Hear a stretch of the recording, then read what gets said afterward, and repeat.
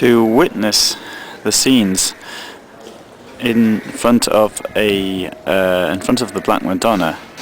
One wonders what people actually know about Christian religion, or if we can consider Catholicism even to be a Christian religion. The First Commandment is absolutely clear. You can only have one God but me. And when Moses came down from the mountain, he found the people worshipping a golden cow, so he smashed it up and killed 5,000 of them. Of course, also breaching the commandment about not killing.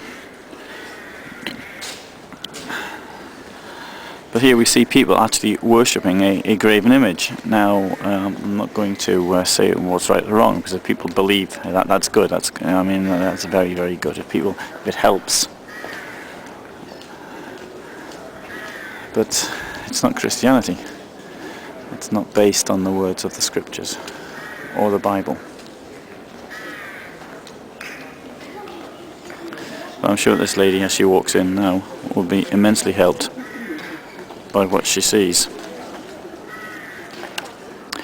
Mary is, of course, the Greek goddess Athena, and I think the cult, in my opinion, although most people I've spoken to do not agree with this, the cult of the Black Madonna is in fact a cult which is to do with the harvest.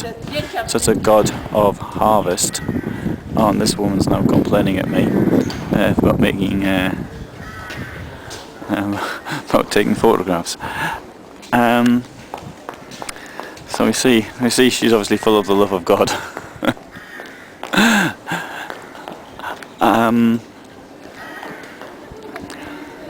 Therefore, this type of Christianity, it has its pre-Christian, pre-Roman roots.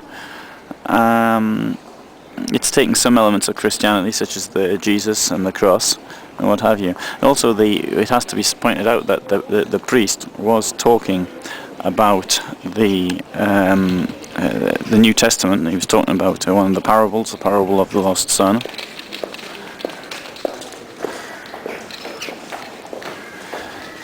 So it has got these elements of Christianity. He's also talking about forgiveness and that God will forgive. Although, of course, in the Catholic tradition, it's not God that forgives at all. It's the priest. You go to the priest to get absolution. You don't ask God directly. This is the difference between Protestantism and Judaism, because in the latter two religions, you're responsible. In Catholicism, you're not. So I suppose the Catholics have an easy way out of this one.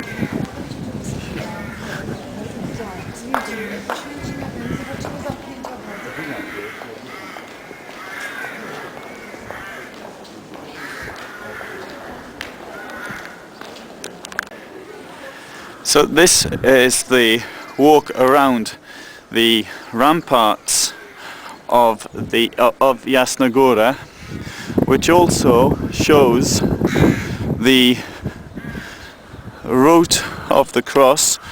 In Catholic cult, there are 12 stations, 12 points to the execution point, where Jesus is said to have been killed, executed, and, well, as he wasn't killed because he rose 2 days later. Of course, that was on the Friday, and he's up again on Sunday morning, but he was temporarily killed, shall we say, but certainly with a terrible amount of suffering that would have gone into it. Anyway, there were 12 points. Fortunately, some of them have been blocked here, but at least they've been good enough to put some pictures up so we can see what it is. So point number 4, Jesus meets his mother whilst holding the cross.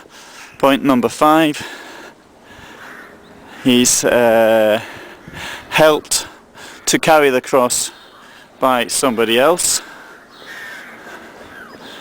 a Syrian. We can see more people arriving at Jasna Góra. must admit though, I'm a bit surprised it's so empty, because it is a Sunday morning, and I thought the people that come in were largely older people, and they're well known for being up at the crack of dawn, such as myself. I'm up at the crack of dawn.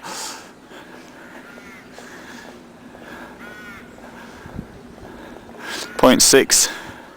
We've got Saint Veronica looking into the face of Jesus.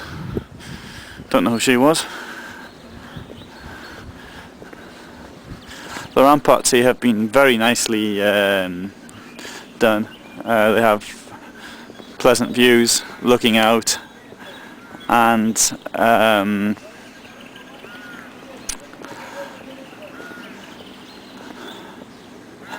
very agreeable. Then we have Jesus, who is, he's fallen, sorry, Jesus has fallen for the second time under the weight of the cross. Crucifixion was a form of murder, of killing people, of killing non-Romans for political offences.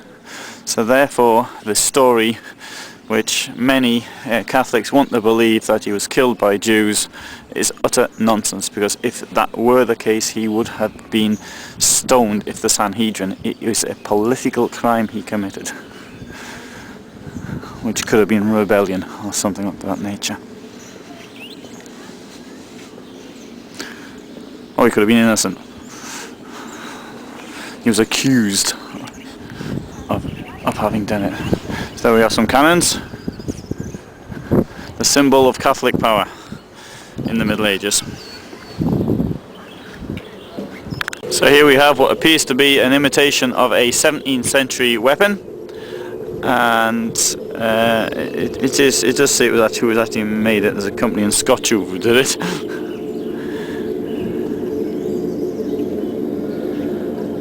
In those days, though, they went very heavily into ornament and not into what was technically more sensible, which would make things light and easy to carry, to transport.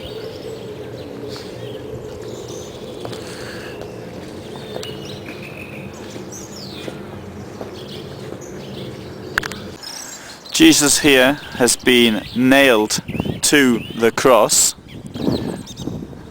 Now, in nearly all paintings, medieval paintings, even in Mel Brooks's remake of The Life of Brian, we see the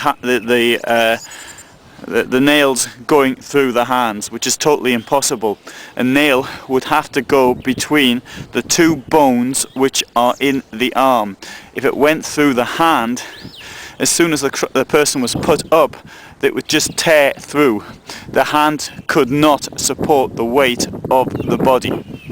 It has to go through the arms. Now, what is interesting about the Turin shroud is that it actually does show that. Here we have the final station of the cross. Jesus is dying on it, with very clearly the INRI written above him: Jesus of Nazareth, King of the Jews.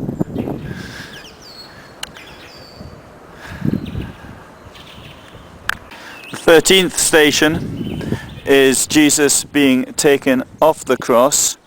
They put a ladder up and somehow unnailed him, which seems rather strange way of doing it to me. I would have thought they would have taken the entire cross down and then just taken the body off the cross. But anyway, that's the way it has been shown.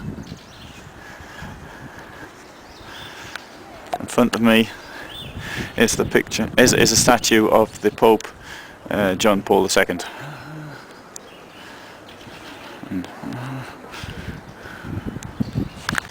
14th station appears to be Jesus lying in, or being laid rather, in his grave, surrounded by people and guarded by two 17th century soldiers.